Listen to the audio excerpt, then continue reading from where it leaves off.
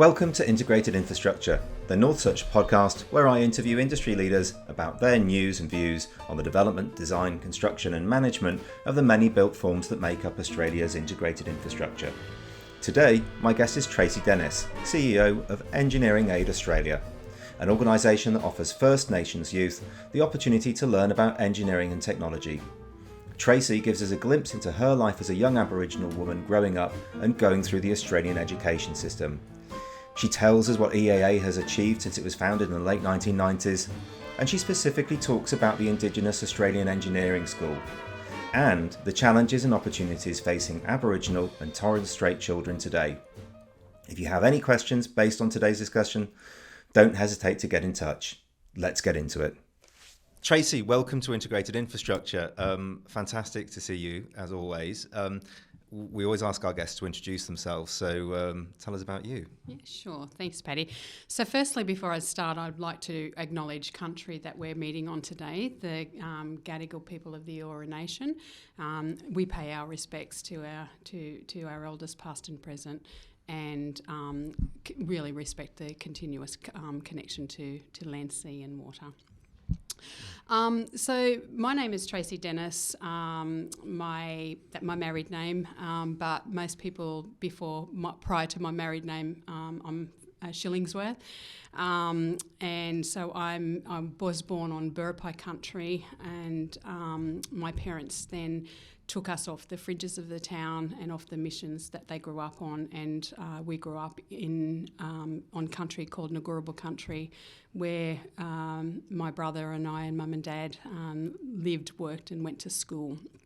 And so my father's family is Murdigan or Mudigani from southwest Queensland, Yulo, Cunnamulla, and Dad was brought up on the fringes of the town. So he was born in 1927, so he has quite a long history prior to when my brother and I came along in the 60s. And my mother grew up on a mission in between Armidale and Tamworth called a place called Walker, and have lots of friends, family, lots of cousins. Mum was one of 14 in her family, and Dad was one of 6, plus the extended family across borders. So it's important for me to reflect and give you an idea of that, because all of that is also about my identity and who I am as a woman, and certainly as a First Nations woman in this country. Thank you. Thank you for that. That's more than I knew before. But look, we've got to know each other relatively well recently, and think we're continuing to get to know each other better as we go. But we met because I was asked to help Engineering Aid Australia find a new CEO for their organisation, which I did, and you were the CEO. You're the person that we found, which was fantastic. And I think you've been in place for 2 months now. Is it almost getting on for 3? Nearly 3 months getting now. On for 3, yes. Yeah, fantastic. But before we get into talking about Engineer Aid Australia, because we are about engineering and infrastructure, as you know, when we first started talking, I was completely taken by your backstory about your growing up in Glen Innes and really what education meant to you, because what we ended up talking about eventually about the role was about education, and that was so important. And I'd love you to share some of that with the people who are listening and watching the podcast. If I can take you back to some of those stories that you told me about growing up and your education. Yeah, no, I had a fantastic childhood, I must say. Once Mum and Dad settled into Glen Innes, and obviously started our schooling in there, and my brother, who's 1 year older than me, and I went to Glen Innes Public School, and we started our schooling from kindergarten. Interestingly enough, I was only reflecting on some of those photographs with my children the other day, laughing at which one of the children looked like me in each of the photos. But so weren't you one of 7 of 500 or something like that in the school? Yeah, right. It was a fairly big school. Yeah. It wasn't like the real small remote or remote communities in which my parents were. I guess we used to growing up in. Yeah. Dad, probably 5, but there was about 500. By the time I got to high school, it was between 500 to 600 students that sort of came in from surrounding communities and that. So kindergarten to year 6 were really great years. I enjoyed that, built some really strong friendships over the years, but by the time that I got to year 7, I guess, as many of us know, it's one of those times where you're not actually in a structured environment anymore, and you're travelling around in each of different classrooms, and it tends to throw you a bit when you're in year 7. So anyway, I still went along to school every day. I think according to our parents, you had to be really, really sick to be staying home, otherwise you're at school. And so I was through to year 7 to year 10, and then that was the critical year of a HSC, a school certificate. And you were 16, and you kind of had to decide whether you wanted to leave school, or according to my dad, if you didn't have a job to go to, you had to go back to school, and that was the case with me. So went back to year 11 and 12, and I think these were the critical years for me to really understand where I was in my education, like going through school. You thought academically, you didn't think academically. I didn't. I just thought school was a place that you just go to just hang out with your friends, attend a few subjects, and finish your day. But by the time year 11 and 12 came, I sat my trial HSC in year 12 and absolutely failed every subject that you could think of that I took in that elective. I don't think that I would have understood how bad it was until my principal pulled me into the office and said, Tracey, I'd really like to have a conversation with you about what you want to do when you leave school. And he started the conversation about how poorly I did in my trial HSC. And I think from that, we took a couple of hours to sort of think about, what that question really meant to me. For me, I basically said to him, I only want to come to school to play sport. I didn't really care about... You played a lot of sport, didn't you? I was very good at sport, if I could say so myself. I think it was... I enjoyed it. It was something that I was so good at. I went to school to run. I loved running. Athletics was my favourite subject at school. PE was definitely the biggest high up there. And reflecting back on my school reports, I always got a 1A on my on my school reports for that. But then when I remembered looking at all of the other subjects that I studied at school, they were and what marks I got from there, it wasn't very high at all. So those are the academic sides, like my mathematics, science.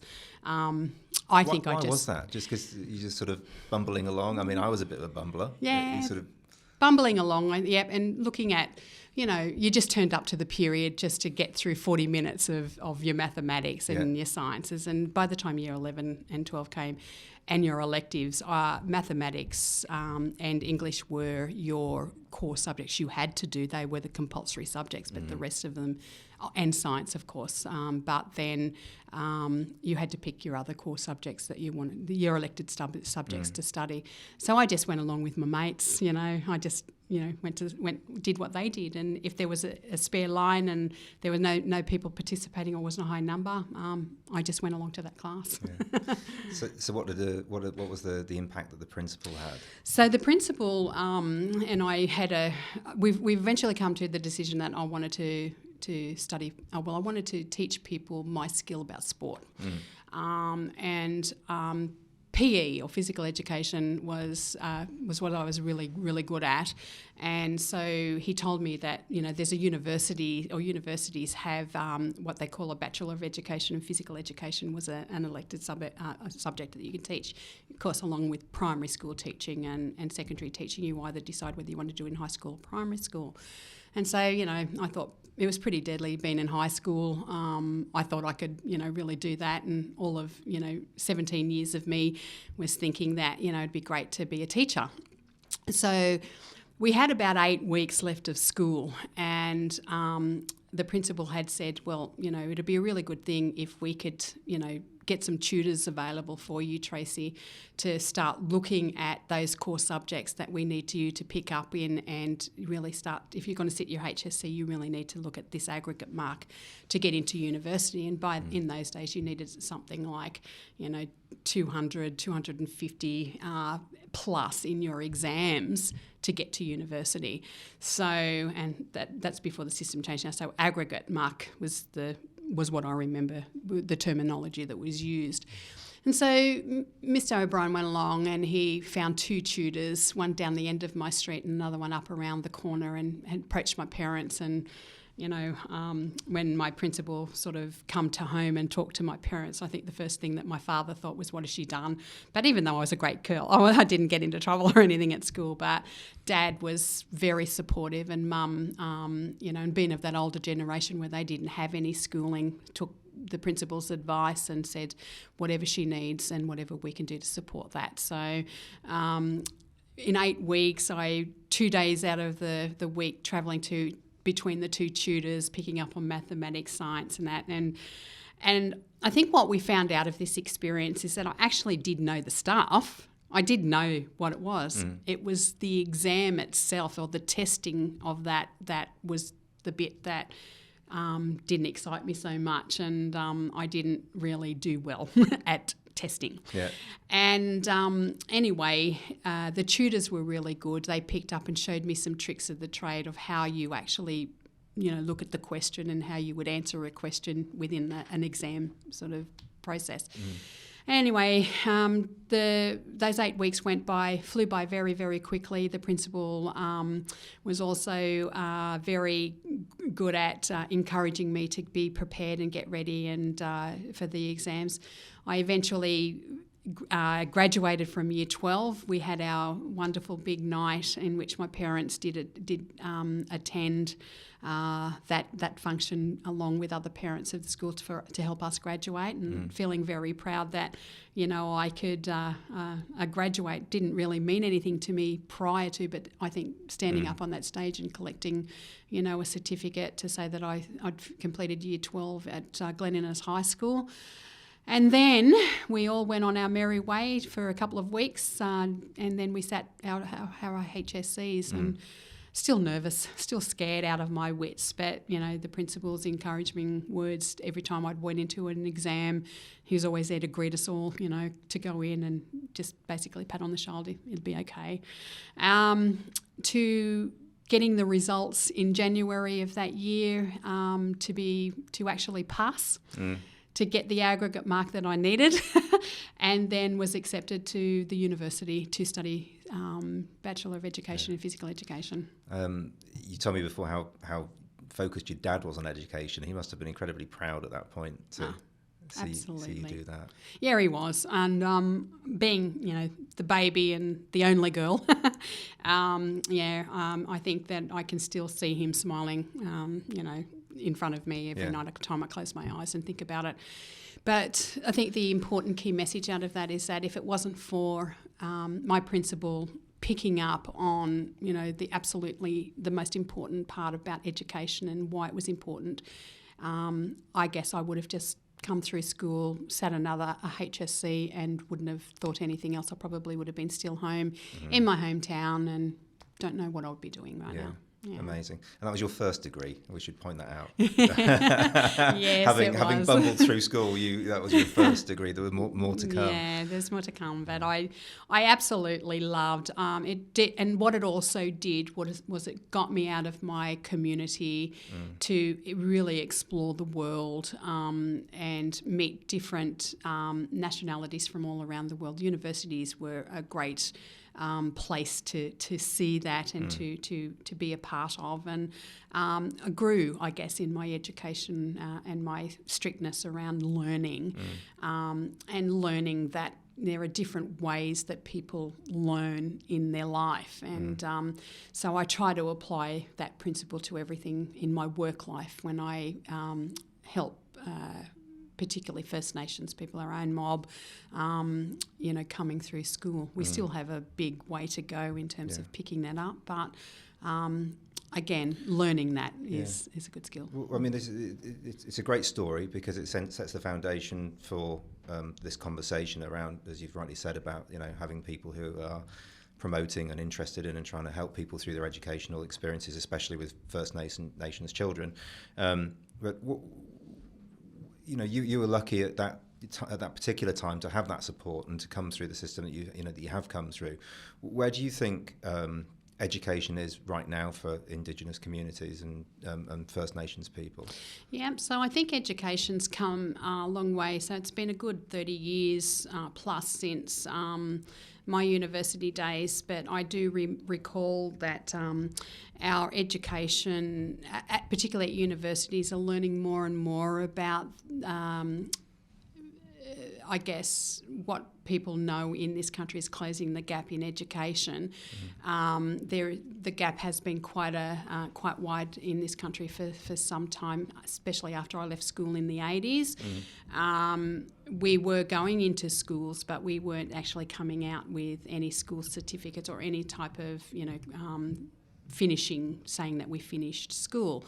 So I think during my young adult years, working in the Aboriginal affairs space, in education, employment, training, economic development, I've learned a lot about past policies that have affected that. Of course, the history of the country in terms of its prior to 67, as you may be aware, Aboriginal people and Torres Strait Islander people were not counted as part of the census data in this country.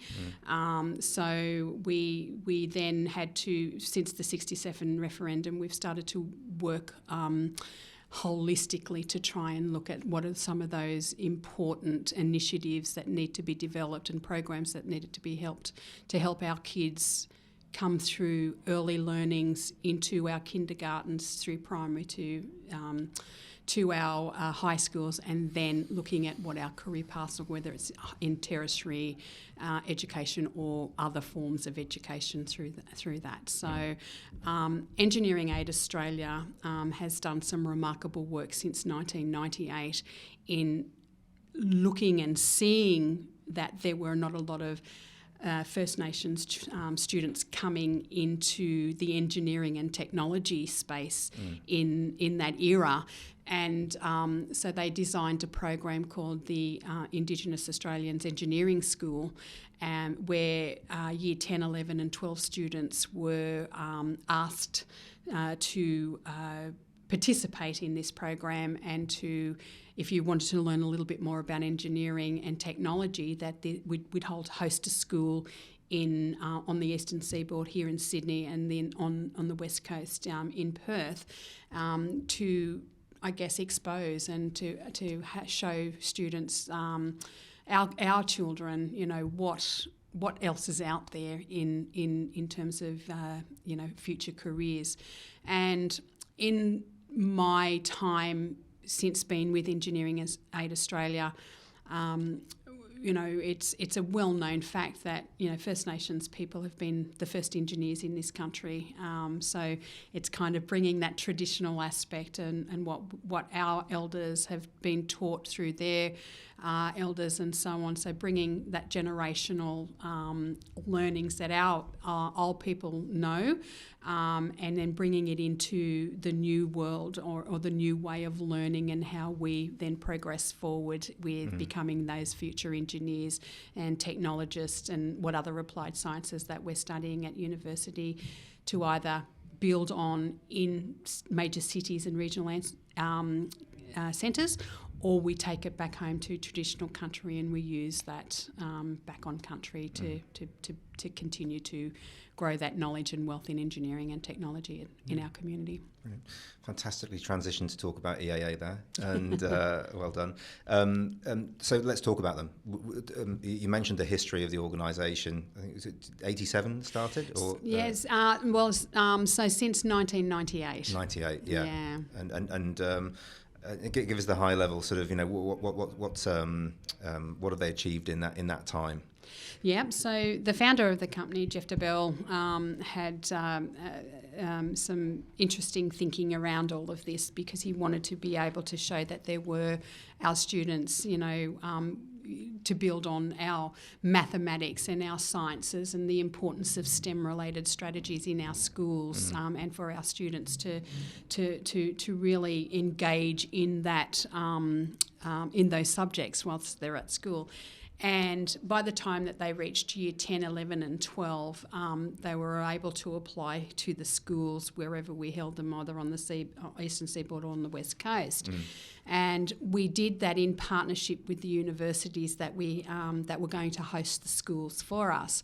And so there's a whole lot of program implementation and planning around all of this, and that meant that if we were to hold the school, then what are we wanting to, in the application process, what are we wanting to do to get the students more encouraged, and we can see that they have a career aspiration in this. How do we support that?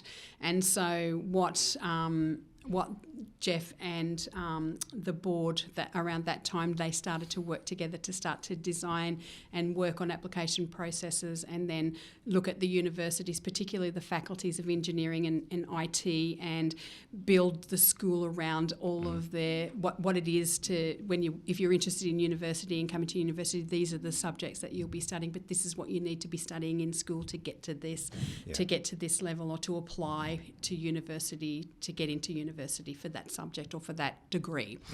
And as the years went on, I think what was most inspiring about reading the history into this was that engineering didn't understand what was the term engineering meant in our community. So it was an opportunity to sort of, pull it apart a little bit and go back and talk to students about, well, this is what engineering really is. It could be, it's not so much about building a building or building a bridge. There could be so many other aspects of engineering that is required to become an engineer. And I'll use an example that my husband could have been an engineer if he knew more about what that meant. So what Rich done in his younger days was he went out and he'd be pulling old cars apart on the mission where he grew up, and he would pull the engine apart and start to build it back up, and so that they can get that old paddock basher to run, and so that they can drive around the back of the mission and do all of their, what young people did back then, And what Rich didn't realise what he was doing was that he was using his mathematics ability, even though he probably wouldn't have thought about it in that term.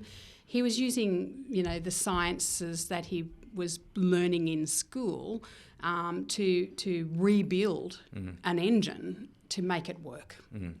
And I find that a lot of communities that I have visited over the years throughout the country, on traditional countries, that's what I see every day. Yeah. Our students are actually doing the practical side of what an engineering degree could be about, and then we now need to bring that practical into theory, and then theory back into practice. So I think that's what Engineering Aid Australia has been doing for a number of our students over the years. And so now that we're in the year 2022, there has been around 1,000 students that have come through this program, the schools in both Sydney and Perth. And we're working on, at this point in time, a dashboard that will reflect on the degrees that some of the students who have successfully come out of the other end to show on the dashboard, and to show our partners that, everything that you've been doing in terms of supporting Engineering Aid Australia, that this is what success is looking like, not 2 years or 3 years down the track, but, 5 and 10 years down the track. And I want to be able to show that the students that have come through and are now successful in their own journey of careers are now forming the student alumni life cycle and working group. Well, that's one of the things I love about the organisation, is that some of the people that were some of those first people to go through the school are now actually, on the board of the organisation and actively working in it and bringing the next generation through and the next generation through, which is it proves the point, really, doesn't it? Yes, it does. And it's I'd love to be able to see and design some more programs in the future, but that would pick up on STEM and the importance of STEM. And let's not be frightened to talk about STEM in young people's early education. If I'd have known, and reflecting back on when I studied PE, in year 11, there were 3 core subjects that I really needed to understand, and that was physics, chemistry and biology. But on the line, when I picked my elective, I only picked biology. And so if I took more time in my earlier years, from year 7 to year 10, to learn more about physics and more about chemistry, I could then see the importance of the 3 subjects as I was moving into my studying PE at university. So that's why if I would have known the importance of that periodic table in science and really understood that, I think that it would have helped me more in understanding my career journey when I went to university. And that's what I think we should be doing out of this whole process of Engineering Aid Australia, is that, yes, year 10 and 11 and 12 you can come and apply to our schools, but what about year 7 to 9? What do I need to start thinking about preparing, and how do I start preparing students in their earlier years from high school to get ready for what they're wanting to do? I know that I've heard commentary around students really don't know what they want to do when they're in high school and that, but I think we can change the conversation a little bit around that and have students, when they're coming into year 7, by the time that they're finishing year 7, they know what they want to do. They want to have an idea of what they want to do. And I think if we can start changing that conversation, I think it'd be good. Quite, and I think you can be creative around that, can't you? It's explaining to them why these things apply to, a career in sport and a career in, anything else, an understanding of all of those things is so important, especially in a digital world, that we're in now, because engineering and technology is everywhere. You can't avoid it. Can't avoid it, no. Absolutely. Hey, we've talked about the school quite a few times, but we haven't explained what the school is and what it looks like and what your sponsors sort of have the influence and contribution that they make to the schools as well. Yes, so the sponsors and the partners, they're absolutely remarkable. So we've got some fairly big global companies that are in the engineering and technology space. And so what happens in the schools is, besides the faculties hosting the students and going through the tertiary side of the subjects that they'd be studying, we have a lot of the partners who, if they're a principal partner in our program, they then have the opportunity to host our students on their work sites to show what they're building or what sort of technology that they have in place. And so, for example, our Sydney school is now hosting, one of our partners hosts one of the builds for the new airport out at Badgerys Creek. And so the students get to go out and go on site to have a look at construction and look at how everything works together. That brings in the IT and the engineering. And what are some of those engineering type roles are these major global companies doing when they're building on country? So I think that's an absolute key. It's talking about showing the practical side of a build or construction when it's in its infancy. Yeah. So you've got sort of 25 people every year, or 11, 10, 11, 12. Year 11, 10, 11, 12. They're coming to Sydney or Perth for a week, essentially, on a university campus. Which of the 2 universities again? So the University of Sydney hosts our summer school in January, and Curtin University in Perth hosts our winter school. Yeah. And there are between 20 and 25 students. So imagine that, year 10, 11 and 12 students that are getting exposed to, major builds in this country by our partners. And, that is something to be absolutely celebrated. And that's thank goodness for the partners, because if you didn't have that type of exposure, I think it tends to become quite boring then. Yeah. It'd be good to see what effort I think goes into construction. Yeah. So 20 years, 1,000 alumni, 2 schools at the moment, fantastic success story, which I think, we talked about it before, that people don't know enough about it. So hopefully this is an opportunity for people to start learning about Engineering Aid Australia. What happens next? What's the next phase? Yeah, what the next phase is absolutely continuing the future directions of this organisation. So been on board for 3 months, and in that 3 months I've managed to work with the board to launch our future direction strategy from 2022 to 2025, and in there are 6 pillars that talks and helps me build on action strategies and designing programs that can help support our First Nations youth through schools into their future careers. Working, it is about engagement more with our own communities, our own traditional communities, to get more support from our parents, our community, our schools.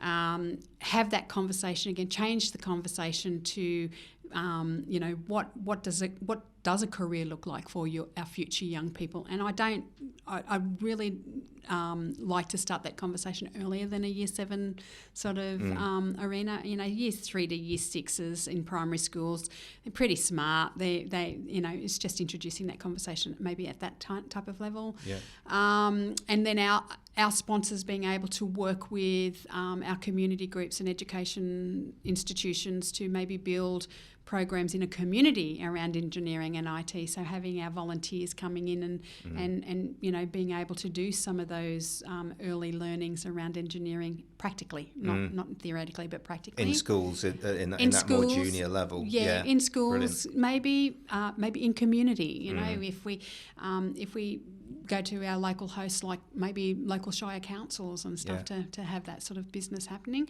But then we look at the future is really focusing the alumni working group to look at what does a mentoring and support program look like post IAES schools.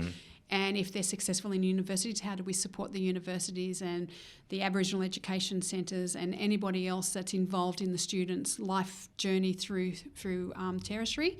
And then the best part about it is then how do we continue the work with our partners to engage the students that are coming through into their workplace and putting a lot of their theory into practice in their workplaces as an undergrad to a grad. Yeah, fantastic. If you're not a sponsor, or if you haven't had an interaction with the organisation before, but you've enjoyed this conversation and you want to find out more or offer your support or services, how can people get in touch and support? So we have a website where all of our information is on our website. I'll put it on the show notes, but no problem. But we can connect you. We can connect people. But I suppose it's really what can people offer? Maybe let me rephrase that. What can people offer? What would be helpful to you right now?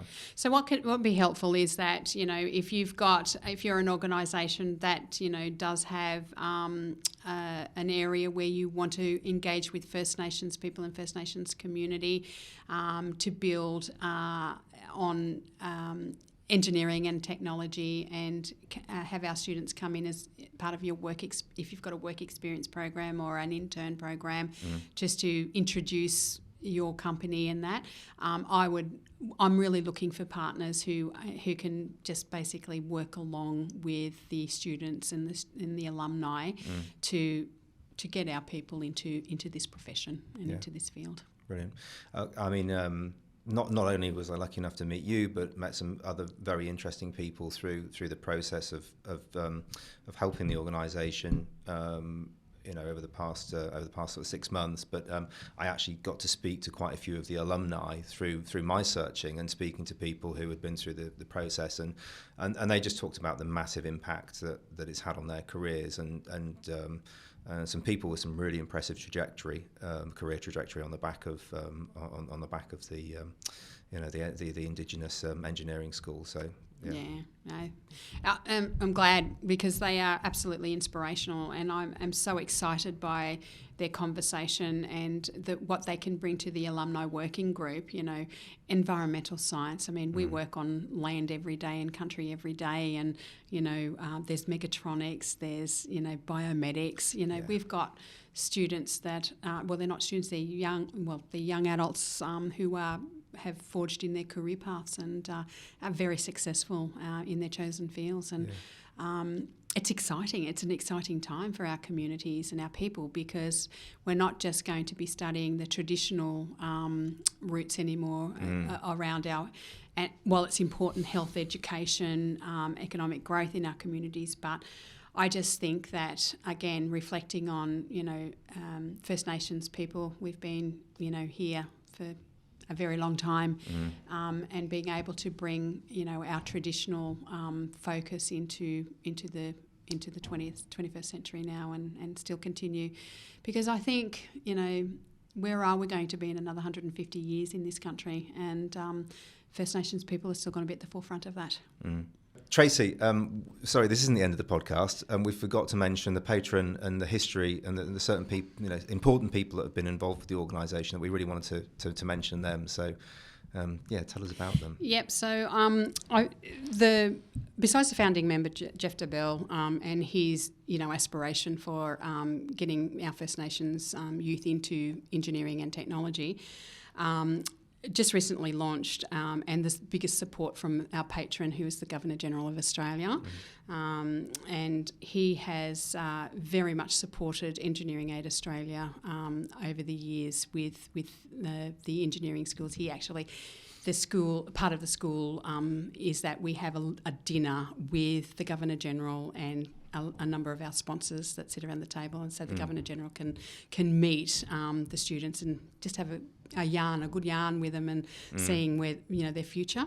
We've also had a previous Prime Minister, Bob Hawke, very big supporter, and was very, very engaged with the program in the early years as well, and has shown very, very much support for our people, and whatever he could have done to help engage and to aspire our children into the engineering technology field. Fantastic. I actually heard a great story about the Governor-General going boxing on a Saturday morning regularly down in Redfern. Have you heard that? Yeah, I have actually, and I'm wondering if he's still going down there. But that's a very big part. It means a lot to all of our people. Redfern is certainly a central hub for us meeting mob and that, and it'll be another key part of how we focus Engineering Aid Australia. Yeah, fantastic, wonderful. Well, it's great to talk about those people. So, and so anybody who wants to get involved would be an exceptionally good company if they come and get stuck into Engineers Aid Australia. Yep, absolutely. Wonderful. Thank you once again. Thank you.